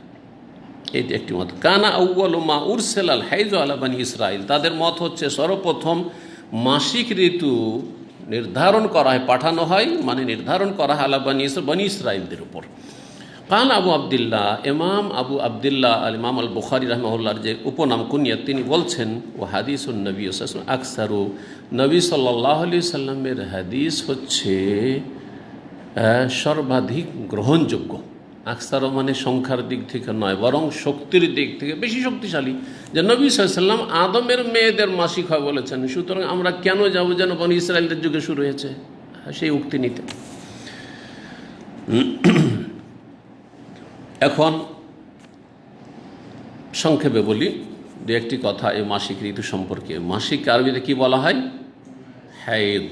জি, হাইজ শব্দটি হাদা ইয়াহিদু হাইদান, হাইজের শাব্দিক অর্থ হচ্ছে আসাইলান ওয়াল জারায়ান, প্রবাহিত হওয়া, বহে যাওয়া কোনো কিছু, হাদাল ওয়াদি আরবরা বলে উপত্যকায় পানি প্রবাহিত হয়েছে। তো মাসিক ঋতু প্রবাহিত হয়ে আসে, সেজন্য মাসিক ঋতুকে মাসিক ঋতু বলা হয়। তো হাইজের এই শাব্দিক অর্থ শরীয়তের পরিভাষায় বিভিন্ন বাক্য দিয়ে সংজ্ঞা করেছেন ওলামারা। দামুল হাইজে, দামুন তার মধ্যে মাসিক ঋতু এমন একটি রক্ত, মাসিক ঋতুর যে রক্ত সেটি এমন একটি রক্ত, ইয়াখরুজু মিন কারি রাহেমিল মারআহ, নারী জাতি রাহেমের গভীর স্থান থেকে যেটা বেরিয়ে আসে, সেটা বেরিয়ে আসে কোত্থেকে? রাহেম, জরায়ুর ভিতর থেকে। জরায়ু, জি, জরায়ুর ভিতর থেকে, জরায়ুর বাইরে থেকে নয়। হ্যাঁ, আর জরায়ুর যে দেয়াল রয়েছে, সাইড রয়েছে, সেগুলিতে যে শিরা অপশিরা রয়েছে সেগুলি থেকে নয়, সেগুলির প্রদাহ বা সেগুলির ইনফেকশন নয়। ফি আওয়ানিল হাইজ, মাসিক ঋতুর নির্দিষ্ট সময়কালে, বা ফি আওকাতিন মুতাদা বা মালুমা, নির্দিষ্ট সময়কালে, যখন তখন না, গোটা মাস গোটা বছর চলছে এমনটা নয়। তার জন্য একটা নির্দিষ্ট সময় প্রত্যেক সাবালিকা মেয়ের আছে, যেই সময়টাতে এই মাসিক ঋতু এসে থাকে, এটি হচ্ছে সংজ্ঞা। তো মহিলাদের একটি রক্ত হচ্ছে হাইজ, মাসিক ঋতু। দ্বিতীয় রক্তের নাম হচ্ছে আল ইস্তিহাজা। কি? ইস্তিহাজা। ইস্তিহাজা রক্ত বলছে দামুল ইস্তিহাজাতে দামুন। ইস্তিহাজা রক্ত হচ্ছে এমন একটি রক্ত, যেই রক্ত ইয়াখরুজু মিনাল ইরকিল আজেল, আরবিতে আল আজেল নামক একটি শিরা রয়েছে, সেই শিরার প্রদাহ বা ইনফেকশনে এটা ফুলে যায়, আর সেখান থেকে তাতে আঘাত, যেমন হাদিসে এসছে যে শয়তান আঘাত দেয়, শয়তান আঘাত দেয়। আর জিন শয়তান মানুষের ক্ষতি করার চেষ্টা করে, যে কোনো শারীরিক, মানসিক, আর্থিক, দিন দুনিয়া সব দিক থেকে ক্ষতি করার জন্য লেগে আছে শয়তান। তো তাতে ইনফেকশন, আজকালকার ডাক্তারি ভাষায় ইনফেকশন, আর তার থেকে সেই রক্ত বেরিয়ে আসে। জি, আর এর জন্য কোনো সময়কাল নির্ধারণ নেই, যে কোনো সময় সেটা হইতে পারে, সেটা মাসকে মাস চলতে পারে, সেটা বছরকে বছর চলতে পারে। নবী সাল্লাল্লাহু আলাইহি ওয়াসাল্লামের আমলে একজন সাহাবিয়া ছিলেন যার উস্তুহিজাত 7 সিনিন, 7 বছর ধরে ইস্তিহাজা চলেছে। আল্লাহু আকবার! কি হতে পারে শরীর অবস্থা যদি কন্টিনিউ, যদি ব্লিডিং হতে থাকে 7 বছর ধরে। জি, তারা কয়েক বোন ছিলেন, সবগুলি বোন এই রোগে আক্রান্ত ছিল। জাহাসের মেয়েরা, নবী সাল্লাল্লাহু আলাইহি সাল্লামের একজন সহধর্মিনী ছিলেন উম্মুল মুমিনিন, মুমিনদের জননী জাইনাব বিনতে জাহাস, এবং তারপরে জাইনাব বিনতে জাহাসের ইস্তিহাজা রোগ ছিল, হামনা বিনতে জাহাস, এইরকম আরও সব বোনেরা ছিল, তাদের কয়েক বোন। এই ছিল ইস্তিহাজা। আল্লাহ হেফাজত করে মুসলিম মা বোনদের ইস্তিহাজার রোগ থেকে, এবং যারা আক্রান্ত তাদেরকে আল্লাহ শেফা দান করেন। বড় কষ্টদায়ক আসলে। তৃতীয় রক্ত, যার নাম হচ্ছে দামুন নেফাস। হ্যাঁ, নেফাসের রক্ত। নেফাসের রক্ত এমন একটি রক্ত যেটা ইয়াখরুজু আকিবাল ওয়েলাদাতি, অধিকাংশ সময়ে বাচ্চা, ছেলে মেয়ে সন্তান ভূমিষ্ঠ হওয়ার পরে সেটা নির্গত হয়, কিন্তু কখনো কখনো সেটা বাচ্চা ভূমিষ্ঠ হওয়ার সাথে সাথে ব্লিডিং হয়, কখনো কখনো 1-2 দিন আগে থেকে সে ব্লিডিং, রক্তক্ষরণ শুরু হয়, কিন্তু মা তালক, প্রসাব বেদনার সাথে হইতে হবে। এই ফিকহি মাসআলা সবসময় রাখতে হবে। প্রসাব বেদনা যদি 2-3 দিন আগে থেকে শুরু হয়, অনেকের প্রসাব বেদনাও আছে আর ব্লিডিং হচ্ছে, তখন সেটাকে নেফাস বলবেন। আর যদি প্রসাব বেদনা নেই, কোনো বেদনা ব্যথা নেই, আর ব্লিডিং হচ্ছে, তাহলে সেটা নেফাসের রক্ত নয়। তো এই কথাটি এই ক্ষেত্রে মনে রাখার মতো। তাহলে বোঝা গেল যে নেফাসের রক্ত বাচ্চা ভূমিষ্ঠ হওয়ার আগেও শুরু হয়ে যেতে পারে, প্রসাব বেদনার সাথে, বাচ্চা ভূমিষ্ঠ হওয়ার সাথে সাথে হইতে পারে, বাচ্চা ভূমিষ্ঠ হওয়ার পরে যে রক্তগুলি রয়েছে তারপরে সেগুলো বের হতে থাকে। সেটার সর্বনিম্ন সময়কাল কোনো নির্ধারণ নেই। কারো 2-3 দিনে বন্ধ হয়ে যেতে পারে, আবার 10 দিন 20 দিনে বন্ধ হতে পারে। অধিকাংশ মহিলাদের 20-22 দিন ধরে চলতে থাকে, যেটা অভিজ্ঞতা থেকে বলা হয়েছে। আর সর্বঊর্ধ্বে 40 দিন হতে পারে, সর্বঊর্ধ্বে 40 দিন হতে পারে। তার বেশি যদি রক্ত আসতে থাকে, 40 দিন পার হয়ে যাচ্ছে কিন্তু ব্লিডিং বন্ধ হচ্ছে না, এখনও রক্তক্ষরণ হচ্ছে, তাহলে বলতে হবে যেটা হচ্ছে এখন ইস্তিহাজা রোগের কারণে আর নেফাস নয়। 40 দিন পরে আর সলাৎ সিয়াম এসব ছাড়া যাবে না, সলাৎ আদায় করতে হবে, যেমন ইস্তেহাজাকে সলাৎ আদায় করতে হয়। বাকি মাসাইলগুলি ইনশাআল্লাহ তাআলা বা আরও যেসব বিষয়গুলি রয়েছে আর লম্বা না করে হাদিসও কিছু আমাদেরকে পড়তে হবে, সেই জন্য বাকিগুলো রেখে দিচ্ছি ইনশাআল্লাহ। মাসিক ঋতু সম্পর্কীয় যে হাদিসগুলি ইমাম বুখারী রাহিমাহুল্লাহ নিয়েছেন সেগুলি শেষ হওয়ার পরে শেষ দিকে যতগুলি মাসাইল থাকবে ইনশাআল্লাহ বিশদভাবে আলোচনার চেষ্টা করব। আল্লাহ যেন তৌফিক দান করেন। সোহেল বলছেন, বাবুল আমরে বিন নুফাসা ইযা নুফিসনা। এই অধ্যায় হচ্ছে ঋতুবতী বা নেফাস যে মহিলাদের হয় তাদের সম্পর্কে নির্দেশ, যখন তাদের নিফাস অথবা ঋতু শুরু হবে তাদের সম্পর্কে বিধান কি, যে তারা শরীয়তের মাসাইলের ক্ষেত্রে তাদের কি মাসাইল রয়েছে। হাদিস রয়েছে হজ সম্পর্কে, যে হজের কোন কোন বিধানগুলি করতে পারবে আর কোনটা করতে পারবে না। তো 294 নম্বর হাদিস বর্ণনা করেছেন প্রখ্যাত তাবী ফকিহ আলেম কাসিম বিন মোহাম্মদ। তিনি বলছেন, সামিআতু আয়েশা রাদিয়াল্লাহু তাআলা আনহাকে বলতে শুনেছি, তাকুল খারাজনা, আমরা বেরিয়েছিলাম হজের উদ্দেশ্যে, লা নারা ইল্লাল হজ, উদ্দেশ্য আমাদের একমাত্র হজ ছিল। প্রথম যখন মদিনা থেকে বেরিয়েছে রাসূলুল্লাহ সব সাহাবায়ে কেরামরা, তখন তারা হজের উদ্দেশ্যে বেরিয়েছেন, মানে হজে ইফরাদের নিয়ত, হজে তামাত্তুর কেউ নিয়ত করেননি। কারণ যে হজের মাসে হজের মৌসুমে কেউ উমরা করবে আর বিশেষ করে তামাত্তু হজ করা মাঝখানে হালাল হবে, এটাকে জাহিলিয়াতের যুগে যে রীতিনীতি ছিল, হজের প্রথা ছিল, তাতে এটাকে মিন আফজারিল ফুজুর, বড়ই পাপের কাজ, অন্যায় কাজ মনে করা হইত, ঘৃণার চোখে দেখা হইতো এটাকে।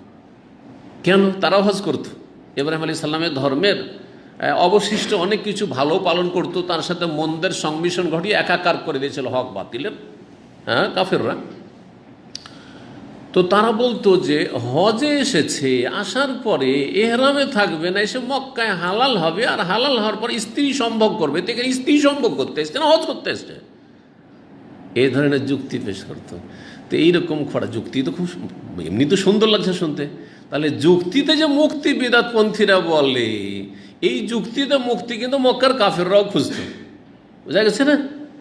যুক্তি যদি ওহীসম্মত না হয়, দলিল সম্মত না হয়, তো যুক্তির কোনো মূল্য নেই, মনে রাখতে হবে। এই যুক্তিটাকে ফেলে দেওয়ার, যে হজে এসছো না খেল তামাশা করতে এসছো, যে হোটেলে তুমি এখানে বিবি নিয়ে তুমি এখানে আমোদ ফুর্তি করবে, কথাটা খারাপ কি? তাই বলে কি হজে তামাত্তু করবে? হজে তামাত্তু সবচেয়ে উত্তম। নবী সাল্লাল্লাহু আলাইহি ওয়াসাল্লাম পরে সবকে হজে তামাত্তু করালেন মক্কা আসার পরে যখন ওহী আসলো।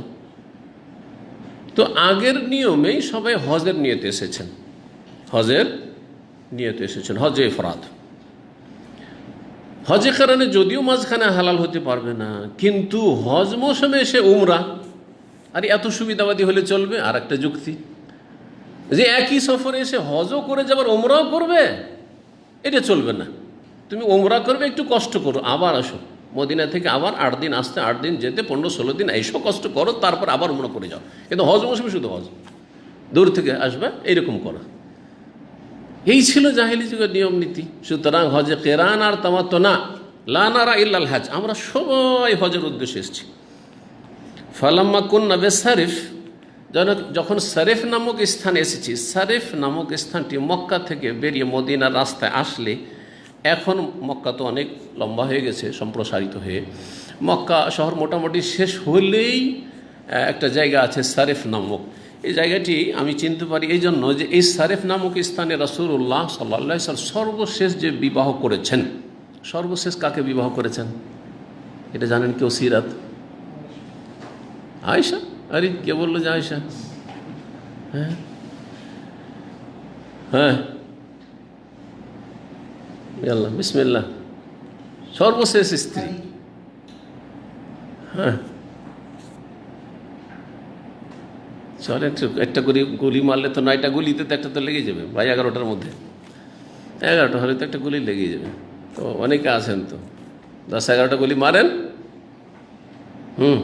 1-2টা হয়ে গেছে, খাদিজা হয়েছে, আয়সা হয়েছে, সওদা হয়ে গেল, আরও কিছু, চল সাফিয়া ওটাও হয়ে গেল, চলে। হ্যাঁ, হ্যাঁ, সাফিয়া রাজি আল্লাহ তাআলা ইহুদির মেয়ে ছিলেন খাইবারের, তো খাইবারের সফরে তো মক্কার এখানে সারিফা কি করতে বিয়ে করতে আসবেন?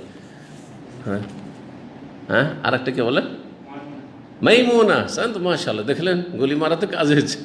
আমি বললাম না, মাইমুনা রাদিয়াল্লাহু তাআলা সর্বশেষ বিয়ে করেছেন। জি, তো মাইমুনা রাদিয়াল্লাহু তাআলা আনহাকে বিয়ে করেছেন এই সারিফ নামক স্থানে। সেখানে স্বামী স্ত্রীর দুজনের বাসর হয়েছে, এখানে বিয়ে করেছেন। আবার সুবহানাল্লাহ, নবী সাল্লাল্লাহু আলাইহি ওয়াসাল্লাম ইন্তেকালের পরে দীর্ঘ সময় পরে তার ইন্তেকাল ওই জায়গাতেই হয়েছে। এই মক্কার সফরে ছিলেন, মদিনা থেকে মাইমুনা রাদিয়াল্লাহু তাআলা, ওখানে ইন্তেকাল হলে ওইখানেই দাফন আছে, ওইখানেই কবর আছে। জি, তো এই জন্য আমি ওই জায়গাটা ভালো করে চিনি। জি, মাইমুনা রাদিয়াল্লাহু তাআলা সেখানে কবর আছে, আর এর সাথে সিরাতুন নবী সাল্লাল্লাহু আলাইহি ওয়াসাল্লামের একটা গভীর সম্পর্ক রয়েছে। এ সারিফ নামক স্থানে এসে মক্কার কাছাকাছি প্রায়, তখন বলছেন হিজতো, মা আয়েশা বলছেন যে আমার মাসিক ঋতু চলে আসলো, হজে এসেছি, এহরাম বেঁধেছেন কোত্থেকে? হ্যাঁ, জুলহুলাইফা থেকে। জুলহুলাইফা যে আবিয়ারি আলী আজকাল বলা হচ্ছে, যেটা এখন মদিনার ভিতরে ঢুকেছে, তখন মদিনার ভিতরে ছিল না। জি, ফাদাখাল আলাইয়া রাসূলুল্লাহ, রাসূলুল্লাহ আমার কাছে প্রবেশ করলেন, ওয়া আনা আবকি, তখন আমি কান্না করছিলাম। হাই, কি হলো? হজে আসলাম আর নাপাক হয়ে গেলাম, মাসিক ঋতু তো হজই গেল আমার, জানা তো নেই অত ডিটেলস মাসাইল, যে পাক অবস্থায় হজ করতে হবে, আর আমি হজ শুরু করতে যাচ্ছি মাত্র, মক্কা কাছাকাছি হয়েছি, আর মাসিক ঋতু শুরু হয়ে গেল। কাঁদছেন তিনি। ফাকালা, নবী সাল্লাল্লাহু আলাইহি ওয়াসাল্লাম বলে, মা লাকে, কি ব্যাপার তোমার, কি হয়েছে? আর নোফেস্তে, তোমার কি মাসিক ঋতু হয়ে গেছে? এখানে নোফেস্তে মানে আহিজতে, তাহলে এখান থেকে বোঝা যায় যে হাইজকে, মাসিক ঋতুকে আরবিতে নেফাসও বলা হয়েছে। নবী সাল্লাল্লাহু আলাইহি ওয়াসাল্লাম নিজেই ভাষা প্রয়োগ করেছেন, হাইজকে নেফাসও বলা হয়েছে, কিন্তু সূক্ষ্ম অর্থে নেফাস হচ্ছে যে বাচ্চা ভূমিষ্ঠ হওয়ার পরে যে রক্তক্ষরণ হয়, সেটা হচ্ছে নেফাস। কুল, তো আমি বললাম হ্যাঁ, জি, আমার মাসিক ঋতু চলে এসছে। কালা, তখন নবী সাল্লাল্লাহু আলাইহি ওয়াসাল্লাম সান্ত্বনা দিলেন যে এটা শুধু তোমার নয়, ইন্না হাযা আমরুন, এটি এমন একটি বিষয়, কাতাবাহুল্লাহু আলা বানাতে আদম, যা আল্লাহ লিখে দিয়েছেন আদমের মেয়েদের ওপর। আদমের মেয়েদের আল্লাহ কি করেছেন? লিখে দিয়েছেন, হবেই এটা। ফাকজি মায়াকজিল হাজ, সুতরাং হাজি সাহেবরা যা সম্পন্ন করে সব সম্পূর্ণ করো, সব করতে থাকো। গায়রা আল্লাহ আল্লাহ তাতুফি বিল বাইত, শুধু বাইতুল্লাহর তওয়াফ করিও না, শুধু কাবা ঘরের তওয়াফ করবে না। সুবহানাল্লাহ, তাহলে যতগুলি কাজ আছে কাবা ঘরের তওয়াফ ছাড়া, এমনকি সাফা মারওয়া সাই করা যেতে পারে, কিন্তু সাফা মারওয়া সাইটা যেহেতু তওয়াফের তাবে, মানে তওয়াফ করার পরে, সেই জন্য হয়তো করবেন না। এখন যদিও একবারে মিলে গেছে বাইতুল্লাহর সাথে, মানে কাবা ঘরে যে মসজিদে হারাম তার সাথে কিন্তু মিলিয়ে দেওয়া হয়েছে সাফা মারওয়াকে, একসময় মিলা ছিল না, অনেক দূরে ছিল। আপনার খোলা যদি ময়দান হইতো, তাহলে আপনার যে কাবা ঘর যেটা কিবলা, সেখান থেকে আপনার ওই সাফা আর মারওয়া অনেক দূর মনে হবে, কিন্তু ভিতর ভিতরে যাচ্ছেন, বুঝতে পারছেন না যে কত দূরে। বাইরে ছিল, একেবারে উঁচা নিচা ছিল, পাথর ছিল। এই তো হয়তো অল্প কিছুদিন, 60-70 বছর আগে আগে দেখবেন যে একদম বাইরে ছিল, আর তারপরে সেটা কোনো পাকা করা ছিল না। আর এসি তো দূরের কথা, আর ছায়া তো দূরের কথা।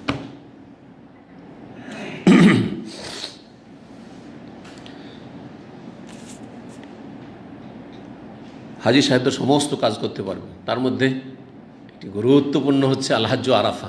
আরাফায় সারাদিন অবস্থান করো। কি অবস্থায়? মাসিক অবস্থায়।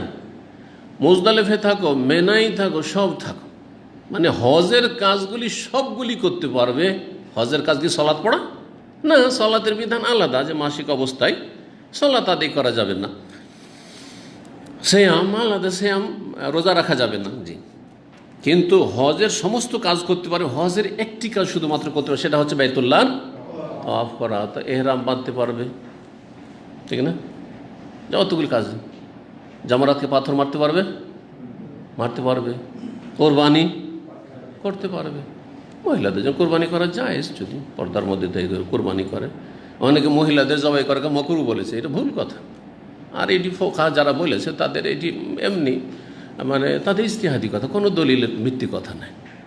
নিজের কোরবানি নিজে করা বেশি উত্তম, করতে পারে, অসুবিধা নেই।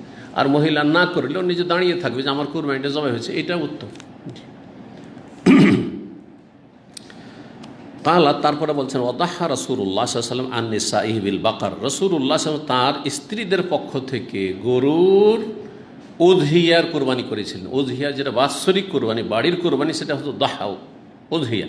আর হজ সম্পর্কিত যে কোরবানি সেটার নাম হচ্ছে হাদি। রাসূলুল্লাহ সাল্লাল্লাহু আলাইহি ওয়াসাল্লাম হাদি জবাই করেছিলেন 100টি। জি, 100টি। এই ছিল হাদিস।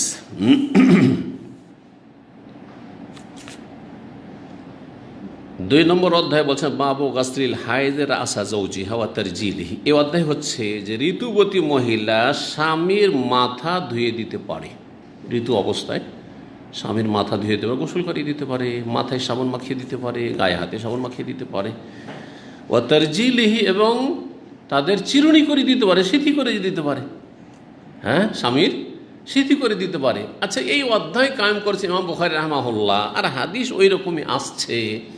তার মানেই নবী সাল্লাল্লাহু আলাইহি সাল্লামের আমলে উম্মাহাতুল মুমিনিন এবং সাহাবী মহিলা যারা ছিলেন রাদিয়াল্লাহু তাআলা আনহা, তাদের সচরাচর আমল ছিল যে স্বামীকে গোসল করিয়ে দিতেন, স্বামীর মাথায় পানি দিয়ে দিতেন এবং স্বামীর সিথি করে দিতেন। এগুলো করতেন না? নাহলে এমনি কেন অধ্যায় আসবে? তারপরে ইমাম বুখারী রাহমাহুল্লাহর যুগে ছিল, বরং আপনার আমার বাপ দাদার যুগেও আমরা দেখেছি। নানা নানি দাদা দাদি ওদেরকেও অনেকে দেখেছি। কিন্তু এখনকার মহিলারা এই স্মার্টফোনের ফিতনার যুগে তুমি তোমার কাজ করো, আমি আমার কাজ। বরং অনেক মহিলারাই মনে করে, অধিকাংশ বলবো না, আর কেউ বললে বেশি ভুলও হবে না, কিন্তু অনেক মহিলারাই মনে করে যে স্বামী স্ত্রীর জীবন শুধু ওই আপনার কি বলছে শয্যা সঙ্গী হওয়ার জন্য, ব্যাস অতটুকুতে সীমিত। আর কোনো হকুক নেই, একে অপরের প্রাপ্য নেই, অধিকার নেই। স্বামী যেমন তেমন স্ত্রী। শুধু মহিলাদের দোষ দেব না, স্বামী আসলো বাইরে থেকে, ও মোবাইল নিয়ে ব্যস্ত আছে, হয়তো পানি রাখা আছে, ও তো জানে যে কোনখানে পানি রাখা আছে। ওর কাপড় চোপড় রাখা আছে, ও তো জানে যে অমুক জায়গায় ওর কাপড় চোপড় রাখা আছে, ও কাপড় বদলাবে। খাবার দাবার রাখা আছে, এমনও খাবার দাবারও পরিবেশন করে না অনেকে, ও তো জানে যে ওইখানে কিচেনে খাবার রেডি আছে। লা হাওলা ওয়ালা কুওয়াতা ইল্লা বিল্লাহ। আমার স্বামীরাও মাশাআল্লাহ কম না, এরাও পুরুষরা ইল্লা মাশাআল্লাহ, তাদের সংখ্যা খুবই কম ভালো মানুষের। সারাদিন থাকলো না, আসলো সারাদিন পরে একটু সময় দেবে স্ত্রীকে, কথা বলবে, না এসে হয় টিভি চালিয়ে দিল, না হলে আবার টিপি করছে। ওর হিসাব নিকা সারাদিনও শেষ হয়নি, ও দুনিয়ায় চলছে ওর। আর এই করতে করতে করতে করতে খেয়ে দিয়ে লম্বা হয়ে আবার ওই মোবাইল টিপি করতে করতেই ঘুমিয়ে গেল। না দোয়া, না জিকির আজকার, না স্বামী স্ত্রীর মাঝে কোনো রকমের বিনোদন, না কোনো গল্প আলাপ আলোচনা, কিচ্ছু নেই। এ হচ্ছে আজকাল অধিকাংশ লোকের দাম্পত্য জীবন। কি করে শান্তি আসবে? না মানসিক শান্তি রয়েছে, না শারীরিক শান্তি রয়েছে, কোনো শান্তি নেই। পয়সা দিয়ে কোনোদিন শান্তি দিতে পারে না। আল্লাহ যেন আমাদেরকে সালাফদের সার্বিক জীবন অনুসরণে তৌফিক দান করেন। আমাদের মা বোনদেরকে, আমাদেরকে ভাইদেরকে আল্লাহ রাব্বুল আলামিন দিন বোঝার এবং দিনের প্রতি যত্নবান হওয়ার তৌফিক দান করেন।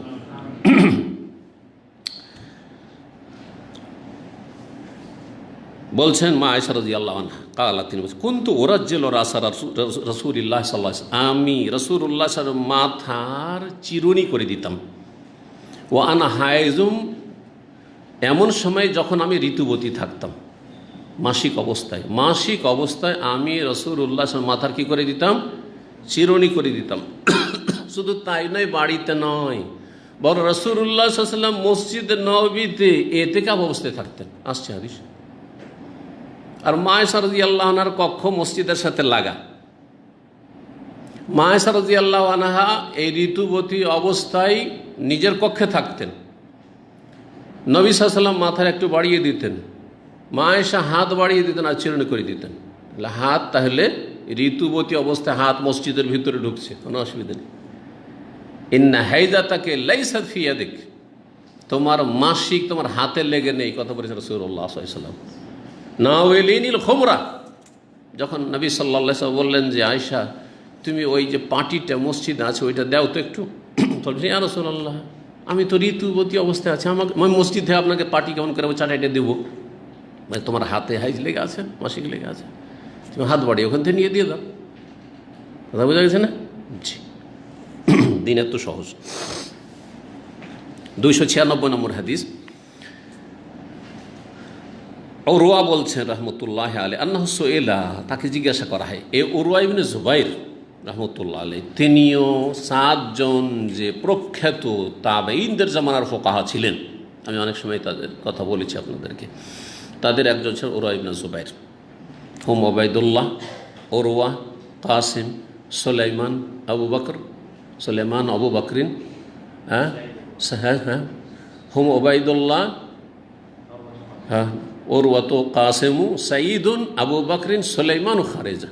জি, কবিতা একটি আছে, ইজা কিলা মান ফিল ইলমি সাবআতু আবহরি, যদি তোমাকে জিজ্ঞাসা করা হয় যে এলমের সাগর কারা ছিলেন তাবেঈনদের আমলে, ফাকুল, তখন তুমি উত্তরে বলো হুম ওবায়দুল্লাহ, ওবায়দুল্লাহ ইবনে আব্দুল্লাহ ইবনে উতবা বিন মাসউদ,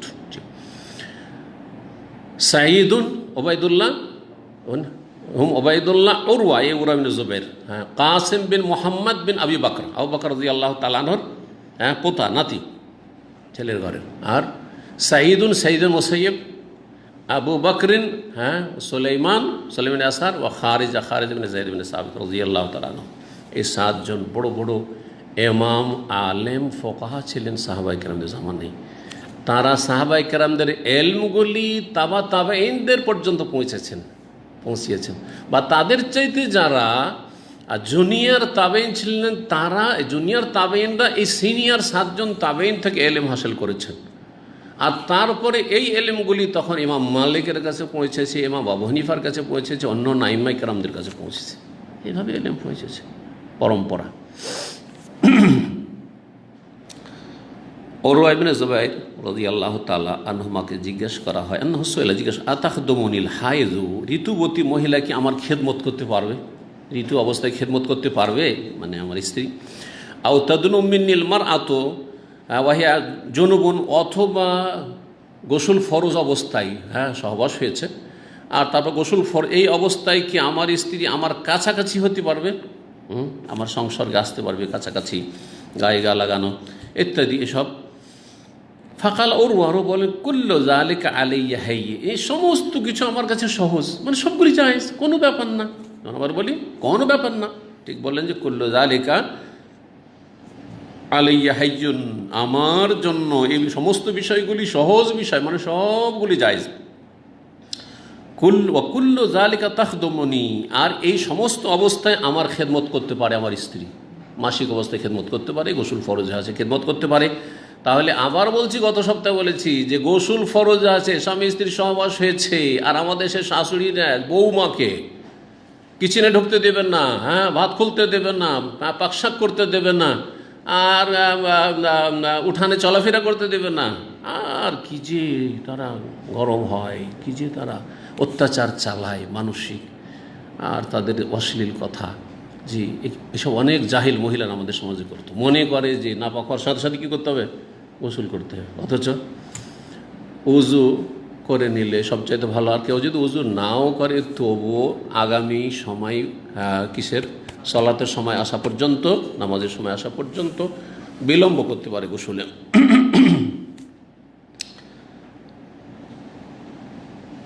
ওয়ালাইসা আলা আহাদিন ফি যালিকা বাস, কারো জন্য কোনো আপত্তি নেই এতে, শুধু আমার নয়, যে কোনো ব্যক্তি তার স্ত্রী মাসিক অবস্থায় খেদমত করতে পারে, অথবা গোসল ফরজ হয়ে আছে এই অবস্থায় খেদমত করতে পারে।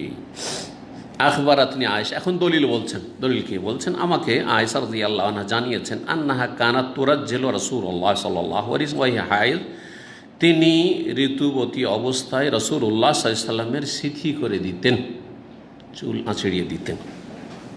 ওয়া রাসূলুল্লাহ হিনা ইযিন মুজাওয়িরুন ফিল মসজিদ, সেই সময় রাসূলুল্লাহ সাল্লাল্লাহু আলাইহি ওয়াসাল্লাম মসজিদে ইতিকাফ অবস্থায় থাকতেন। মুজাওয়ির মানে মুতাকিফ, জাওয়ারা ইজাওয়ারা মানে প্রতিবেশী হওয়া, মসজিদের প্রতিবেশী বা মসজিদে অবস্থানকারী, অবস্থান করা। এখান থেকে যার মানে প্রতিবেশী বা জিরান, বহুবচন। ইউদনি লাহা রাসা, কেমনভাবে? মসজিদে ঢুকে যেতেন না, রাসূলুল্লাহ সাল্লাল্লাহু আলাইহি ওয়াসাল্লাম তাঁর মাথাটি কি করতেন? কাছে করে দিতেন। ওয়াহিয়া ফি হুজরাতিহা, মা আয়েশা রাদিয়াল্লাহু আনহা তখন তার নিজ কক্ষে হতেন। নবী সাল্লাল্লাহু আলাইহি ওয়াসাল্লামের বিবিগণের কক্ষগুলি একবারে লাইন ধরে মসজিদে নববীর যখন কিবলামুখী হয়ে দাঁড়াবেন তখন বাম দিকে লাইন ধরে 9টা কক্ষ তৈরি করা ছিল, ছোট্ট ছোট্ট, একটা করে রুম, ছোট্ট, সেই যুগের ছোট্ট রুম, 2 জন মানুষ ঘুমাতে পারবে, তার বেশি না। এই জন্য বিছানা বিছিয়ে দেওয়ার পরে রাসূলুল্লাহ সাল্লাল্লাহু আলাইহি ওয়াসাল্লাম তাহাজ্জুদের সালাতে উঠতেন মা আয়েশার কক্ষে, তো সিজদা করার জায়গা হইতো না। তাহলে কত ছোট রুম ছিল, কত ছোট রুম ছিল। তখন কি করতেন? মা আয়েশা পা লম্বা করে থাকতেন, কারণ অনেকক্ষণ লম্বা তিনি তেলাওয়াত করবেন, লম্বা রুকু সিজদা করবেন, তো লম্বা তেলাওয়াত ততক্ষণ পর্যন্ত পা গুটিয়ে কতক্ষণ রাখা যায়, পা লম্বা রাখতেন। যখন রাসূলুল্লাহ সাল্লাল্লাহু আলাইহি ওয়াসাল্লাম সিজদার সময় হইতো, তো সিজদায় গেলে কি করতেন? তখন একটু তাকে ইশারা করতেন, হ্যাঁ, তার পায়ে হাত দিলে বুঝতে পারতেন যে এখন সিজদায় যাবে, তো আমাকে পাটা কি করতে হবে? গুটিয়ে নিতে হবে। জি, তখন পা গুটিয়ে নিতেন। জি, এই ছিল সাদা সেদা জীবন, কিন্তু তাতে ছিল শান্তি, দাম্পত্য জীবনে সুখ শান্তি ছিল। এক সময় আমাদের বাপদাদারা খড়ের বাড়িতেও বাস করেছে, অনেকে দেখেছেন, তাই না? কিন্তু খুব শান্তি। আজকালকার আপনার যে আপনি স্বামী স্ত্রী জীবনে যতটা শান্তি, তার চেয়ে অনেক শান্তিতে তারা ছিল। তারা ডাল ভাত, শুকনো রুটি খেয়ে, লবণ রুটি খেয়ে, লবণ ভাত খেয়ে, মাড় ভাত খেয়ে অনেক সুখে শান্তিতে ছিল। জি, আর এখন মানসিক অশান্তির শেষ নেই, কারণ মনের চাহিদা অনেক বেশি বেড়ে গেছে। মানুষের মনের চাহিদা যদি বেশি বাড়িয়ে দেয় তাহলে তার মন ভরানো যাবে না। জাহান্নাম ছাড়া বা মাটি ছাড়া, দুনিয়ায় মাটি আর আখেরাতে জাহান্নাম। দুনিয়ায় মাটি এই জন্য বললাম যে নবী সাল্লাল্লাহু আলাইহি ওয়াসাল্লাম বলেছেন যে আদম সন্তানকে যদি একটা মাঠ ভর্তি স্বর্ণ দেওয়া হয়, তো বা 2টো মাঠ ভর্তি, লাউ কানা লিবনি আদম ওয়াদিয়ান মিন মাল, 2টো মাঠ ভর্তি ভরপুর একবারে স্বর্ণের পাহাড় যদি দেওয়া হয়, তো কি করবে? বলে যথেষ্ট। লাবতাগা সালেসান, লাবতাগা, 3য় মাঠ চাইবে যে আরও যদি হইতো। তাহলে কেমন করে পেট ভরবে? বলছে ওয়ালা ইয়ামলা জাওফা ইবনে আদম ইল্লা তুরাব, মাটি দিয়ে ভর্তি হবে। কবরে গেলে জি ভরে যাবে, কবরে গেলে ভালো মন ভরে যাবে, যা পাওয়ার তখন সময় পেয়ে গেছে। আফজা ইলা মাকাদ্দাম, যা করে এসছে পেয়ে গেছে, এখন উচিত শাস্তি। যে দুনিয়াদার তার আখেরাতে জাহান্নাম পেট ভরাবে, হ্যাঁ, জি ভরিয়ে দিবে। আল্লাহ হেফাজত করে বলে আলামিন আমাদের। কি বলছিলাম? যে রাসূলুল্লাহ সাল্লাল্লাহু আলাইহি ওয়াসাল্লামের যে বিবিদের কক্ষগুলি লাইন ধরে ছিল, যে বাম দিকে, খেয়াল করবেন, রওজায় দাঁড়িয়েছেন না সালাত আদায় করার জন্য রওজায়, তো রওজায় দাঁড়ালে, প্রথম দিয়ে রওজায় দাঁড়ালে বাম হাতে যেখানে নবী সাল্লাল্লাহু আলাইহি ওয়াসাল্লামের কবর, আবু বকর, ওমর, 3 জনের যে কবর রয়েছে, তো এটা হচ্ছে কার কক্ষ? মা আয়েশা রাদিয়াল্লাহু আনহার কক্ষ। আর তারপরে তখন অন্য বিবিদের কক্ষ, একসাথে 9 বিবি থেকেছেন, একসাথে 11 জন একত্রিত হননি, 2 জন আগে ইন্তেকাল করেছেন যেহেতু, সেই জন্য এই 9 বিবির 9টা কক্ষ ছিল বাম দিকে। বাম দিকে যতদূর মধ্যে এই যে কক্ষ ছিল, দেখেন, এই জন্য মহিলা সেকশনটা বাম দিকে, দেখছেন না? তার পাশেই কিন্তু মহিলা সেকশন। তো ওই নবী সাল্লাল্লাহু আলাইহি ওয়াসাল্লামের বিবিগণের যে এইভাবে কক্ষগুলি চলে গেছে, ওই দিকে মহিলা সেকশনটা আছে, মহিলারা ওই দিক দিয়েই এই রওজাতে তাদেরকে ঢুকানো হয়। জি,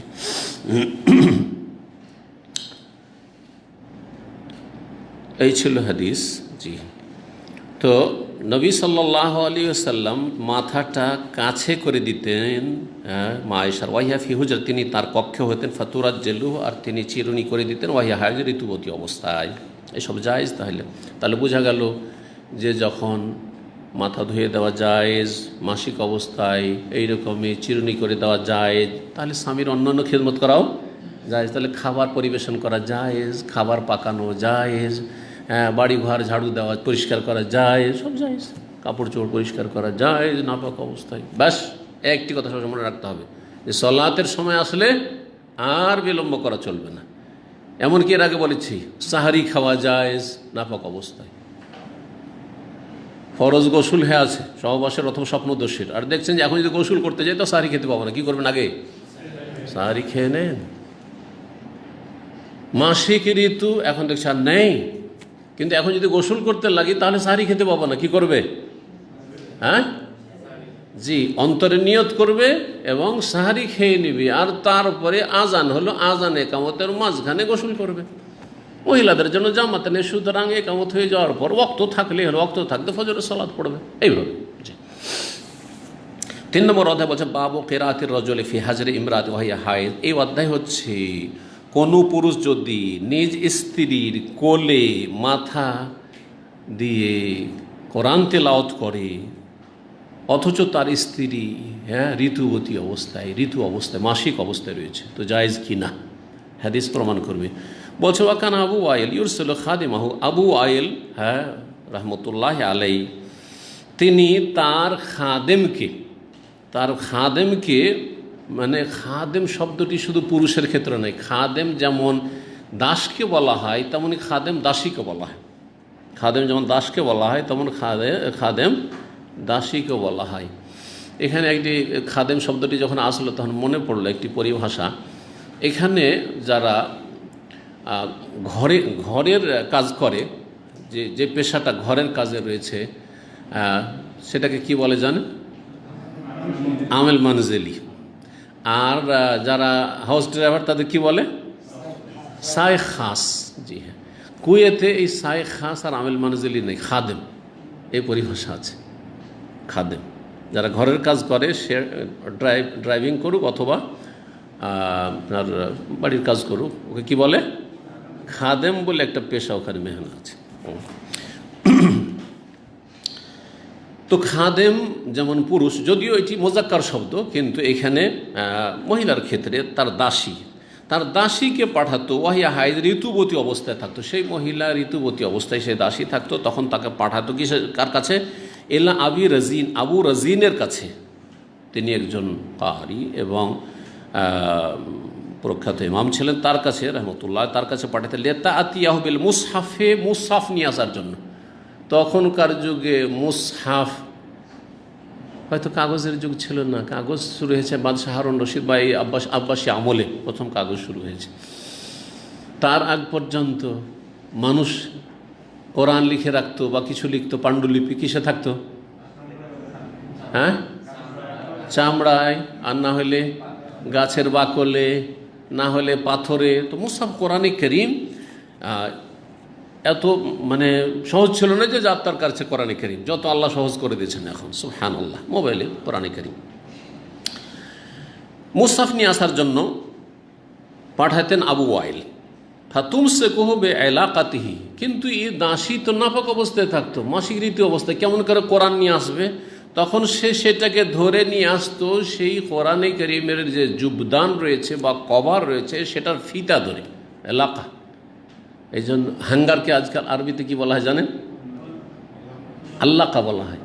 আল্লাহ মানে লটকানো, ঝুলানো। তো একসময় কোরআনে কারীম আমাদের জন্য কেনাটা, আমরা ছোটোকালে দেখেছি কোরআনে কারীম কেনাটা গরিবদের জন্য খুব কষ্টকর ছিল। আর যারাও মধ্যম শ্রেণীর, যারা আর্থিক দিক থেকে, তারা একটা কোরআন কিনে ওই ছেলেও পড়লো, তারপর আরও কয়েক ছেলে হয়তো ওইটাই কোরআন নিয়ে পড়ছে। আজকাল এক ছেলে কয়েকটা কোরআন ওর জন্য লাগছে, একটা শেষ করলো ও ছিঁড়ে ফেলে দিল, তারপর আরেকটা নিয়ে আসতে হলো, আরেকটা নিয়ে আসতে হলো, করছে না? তখনকার যে কোরআন দেখেছেন, কোরআনের উপর একটা কভার, হ্যাঁ, বাঙালি সমাজে দেখুন এখনও মনে হয় কোথাও কোথাও আছে, জুবদান বলে বা জুজদান বলে কোন এলাকায়, আমাদের আঞ্চলিক ভাষায় জুজদান বলে, জুবদান লেখকরা লিখেছেন। তা কভারে ঢুকিয়ে দিয়ে তারপর ফিতা দিয়ে মুড়িয়ে রেখে দিল। দেখেছেন না? দেখেন নাই? দেখেছেন, তাহলে মাশাআল্লাহ। এদেশে দেখতে পাবেন না, কিন্তু দেশে পাবেন। জি, তো এটাকে এইভাবে ধরে নিয়ে আসত। তার মানে যদি সরাসরি কোরআনকে স্পর্শ না করে বড় নাপাকির অবস্থায়, তাহলে বহন করতে পারে, ব্যাগে কোরআনে কারীম রেখে নিয়ে আসতে পারে। জি হ্যাঁ, এবং হাতে মোজা দিয়ে আড়াল করে স্পর্শ করতে পারে। সরাসরি নাপাক ব্যক্তি স্পর্শ করবেন না, এটা নিষেধ। 297 নম্বর হাদিস। হাদিস বর্ণনা করছেন মনসুর বিন সাফিয়া আন্না উম্মাহু হাদ্দাসাতহু, এই সাফিয়ার ছেলে মনসুর, তার মা তাকে হাদিস বর্ণনা করেছেন। তারা মায়ের কাছ থেকে এলেম শিখতো তাহলে সালাফদের যুগে, সাহাবায়ে কেরাম তাবেঈনদের যুগে, যেই মায়েরাও সেই যুগের ফাকিহা আলেমা হইতো, ছেলে মেয়েদেরকে দিন শেখাইতো, হাদিস বর্ণনা করতো। তার মা তাকে হাদিস বর্ণনা করেছে, কারণ তার মা আয়েশার কাছে সহজে শিখতে পেরেছে, মহিলার কাছে। বলছেন কি বর্ণনা করেছেন, আন্না আয়েশা হাদ্দাসাত, আয়েশা রাদিয়াল্লাহু আনহা তাকে বর্ণনা করেছেন, মানে তার মাকে, মনসুরের মা সাফিয়াকে, আন্না নবী সাল্লাল্লাহু আলাইহি ওয়াসাল্লাম কানা ইয়াত্তাকিউ ফি হাজরি, নবী সাল্লাল্লাহু আলাইহি ওয়াসাল্লাম আমার কোলে হেলান দিয়ে থাকতেন। ওয়ানা হাইজুন, এমন সময় যখন আমি ঋতুবতী হইতাম। সুম্মা ইয়াকরাউল কোরআন, তারপরে হেলান দিয়েই কোরআনে কারীম কী করতেন, তেলাওয়াত করতেন। তো কোনো স্বামী তার স্ত্রীর রানের উপর মাথা দিয়ে কোরআন তেলাওয়াত করে কোলে, মানে রানের উপর মাথা দিয়ে, যেটা মাসিক ঋতু যেখান থেকে নির্গত হচ্ছে সেটার কাছাকাছি, একবারে নাপাক স্থান যেটা সে তার কাছাকাছি, সেখানে মাথা রেখে কোরআনে কারীম তেলাওয়াত করছে, এটা আপত্তিকর নয়।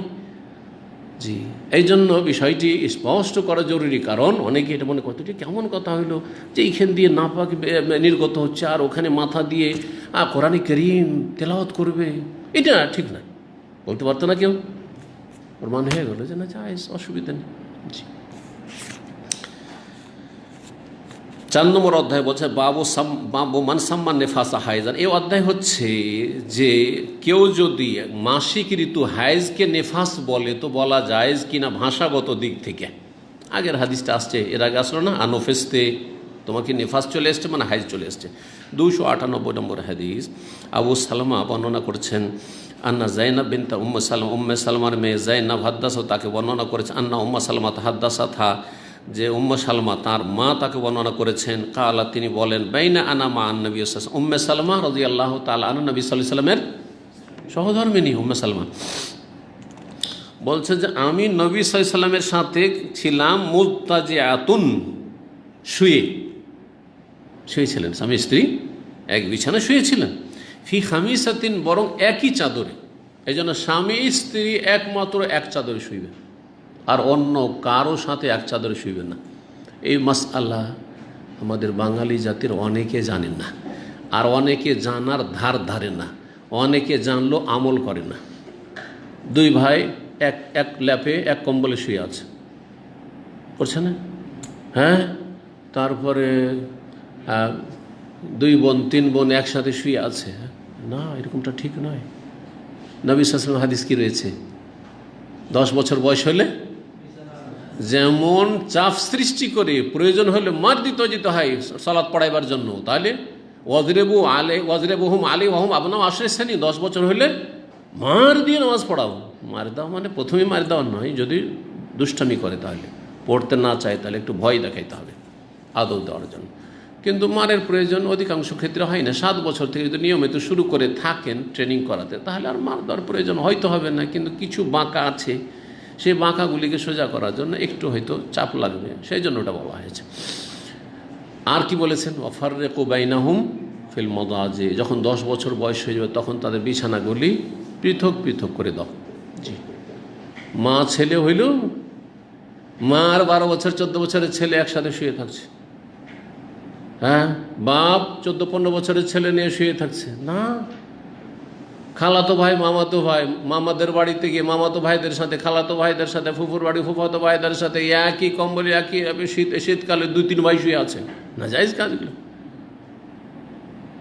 কি জন্য 10 বছর থেকে? কারণ 10 বছর থেকে নিয়ে 15, 18, 20 এই বয়সগুলি এমন একটা বয়স, যেই বয়সগুলিতে দিনের তেমন জ্ঞান থাকে না, আল্লাহর ভয় ভীতি থাকে না, কিছু দিনের জ্ঞান থাকলেও ওইভাবে থাকে না, তারপরে ওই ভয় ভীতিটা থাকে না। এখন উঠতি বয়স, এই সময়টাই যদি এইভাবে সয়, তাহলে চারিত্রিক পদস্খলনের কি রয়েছে, আশঙ্কা রয়েছে। সেই জন্য এই আশঙ্কা মুক্ত রাখতে হবে, এই সন্দেহ নয়, মোটেই নয়, এটা হচ্ছে ভালো তরবিয়ত। এই জন্য আরব দেশগুলিতে যদি আরবদের বাড়িতে যান, প্রত্যেকের সেপারেট কিন্তু সিঙ্গেল খাট আছে। যাদের বিয়ে শাদী হয়নি কি সিঙ্গেল খাট আছে। কিন্তু আমার দেশে সিঙ্গেল খাটের প্রচলন খুব কম। বড় বড় খাট, এই পালং খাট আর বড় বড় চকি আর বড় বড় আপনার ওই সব খাট, দামি দামি খাট, আর ওতে একসাথে 3জন 4জন শুইতে পারবে। আর একই চাদরে মোটেই ঠিক নাই। তো বলছেন যে শুয়েছিলাম আমি নবী সাল্লাল্লাহু আলাইহি ওয়াসাল্লামের সাথে ফি খামিসাতিন, একটি চাদরে। তো হঠাৎ করে আমার মাসিক চলে এসছে। ভাবলেন যে আমি নবীর সাথে শুয়ে থাকবো এই অবস্থায়। ফানসালালতু, চুপ করে আমি বেরিয়ে পড়লাম। চুপ করে কম্বল বা চাদরের তলা থেকে বেরিয়ে পড়লাম। ফাখাযতু সিয়াবা হায়জ, তারপরে আমার মাসিকের কাপড় আমি পরিধান করলাম। তাহলে বোঝা গেল যে মাসিক চলে আসলে তাদের কাপড় তো আর বেশি ছিল না, তো একটা কাপড় ভালো পাক পবিত্র কাপড় রাখতেন যে ওইটা দিয়ে সবসময় যাতে সলাত আদায় করা যায়। আর মাসিকের কাপড় যেগুলো হয়তো পুরান টুরানো হয়ে আছে ওই ধরনের কাপড়, ওই কাপড়টা পরে তখন মাসিক অবস্থায় থাকতেন। ফাঁকা আল্লাহ নবী সাল্লাল্লাহু আলাইহি ওয়াসাল্লাম যখন টের পেলেন যে ও তো চট করে বিছান থেকে সরে পড়লো। আর নফেস্তে, কী ব্যাপার তোমার কি মাসিক হয়ে গেছে? এই যে নেফাস বললেন, মাসিক কি? কুল, তো তখন আমি বললাম, উম্মে সালামা বলছেন রাদিয়াল্লাহু আনহা, নাম হ্যাঁ, ফাদাআনি, বললেন এসো এসো এসো, ডাকলেন। মাসিক চলে এসছে, যাও যাও তোমার বিছানা আলাদা করো, তুমি আমার কাছে থাকবে না, এরকম করলেন না। ফাদাআনি, আমাকে ডাকলেন। ফাত্তাজাতু মাহফিল খামিলা, সেই একই চাদরে আমি তার সাথে শুয়ে পড়লাম। জি, এ হচ্ছে উম্মে সালামা রাদিয়াল্লাহু আনহার বক্তব্য। নবী সাল্লাল্লাহু আলাইহি ওয়াসাল্লামের সাথে যা ঘরে পারিবারিক জীবনে দাম্পত্য জীবনে ঘটেছে, এই মাসাইলগুলি যদি উম্মাহাতুল মুমিনরা না বয়ান করতেন তাহলে কি আমাদের কাছে আসতো এই মাসাইলগুলি? তাহলে কত জরুরি ছিল। সেই জন্য নবী সাল্লাল্লাহু আলাইহি বিবিগণ থেকে সাহাবীরাও পর্দার আড়াল থেকে দিন শিখেছেন। এটার মানেই নয় যে আজকাল শখ করে সহশিক্ষা আর লেডি লেকচারার, লেডি টিচার, মহিলা টিচার আর পুরুষদেরকে যুবকদেরকে পড়াবে স্কুল কলেজ ইউনিভার্সিটিতে, এটার বৈধতা প্রমাণ করে না, মোটেই যাইজ না এটা। বোঝা গেছে? কারণ বিকল্প আমাদের কাছে আছে, বরং উত্তম বিকল্প আছে। ছেলেদের রোজগার বেশি প্রয়োজন। কারণ একটা ছেলে, একটা পুরুষ যদি রোজগার করে, চাকরি পায় একটা, তাহলে সেই ব্যক্তি তার বাপ মা থেকে শুরু করে ভাই বোন ইত্যাদি অনেকের ভরণ পোষণের দায়িত্ব নেবে। কিন্তু কোনো মহিলা ইল্লা মাশাআল্লাহ 1000 একটা পাবেন না। কোনো মহিলা এমন আছে যে সে চাকরি পেয়ে সারা জীবন তার বাপ মাকে দেখলো, ভাই বোনকে দেখলো, আর এই করলো সেই করলো। কোথায়? বিয়ে হওয়ার আগে থেকে হিসাব কষা শুরু করেছে, আমি তো অন্য সংসারে যাব। আমি মেয়েদের ক্ষেত্রে আমি অবিচার করতে চাই না, কিন্তু হক কথা বলছি। মেয়েদের তুলনায় ছেলেদের চাকরির বেশি প্রয়োজন, ছেলেদের কর্মসংস্থানের বেশি প্রয়োজন, এবং তাতে দেশের সর্বস্তর আর্থিক সমস্যার এবং সার্বিক সমস্যার সমাধান বেশি হবে। তারপরে যদি এইরকম ভ্যাকেন্সি থাকে, সুযোগ সুবিধা থাকে, আর সেখানে সেপারেট ব্যবস্থা থাকে, সেখানে মহিলাদের চাকরি করার, যেখানে পুরুষদের সাথে একাকার হয়ে যাবে না, তাহলে মহিলাদের চাকরি করা কোনো দোষণীয় নয়। কিন্তু পুরুষদের সাথে একাকার হয়ে এরকম হারাম যেন আমাদের এই আচরণগুলি না হয়ে থাকে, যেগুলির কুপরিণাম স্বরূপ আজকাল সোশ্যাল মিডিয়ায় দেখতে পাচ্ছেন যে অহরহ জেনা ব্যভিচার হচ্ছে, অহরহ বিবাহিত অবিবাহিতা অন্যের সাথে প্রেমের সম্পর্কে জড়িয়ে যাচ্ছে, আর কত রকমের যে অশ্লীলতা হচ্ছে। আল্লাহ হেফাজত করে এইসব থেকে। জি, এখানে আজকের আলোচনা শেষ করছি। ওয়া সাল্লাল্লাহু সাল্লাম আলা নবিয়িনা মুহাম্মদ ওয়া আলা আলিহি ওয়া সাহবিহি আজমাইন।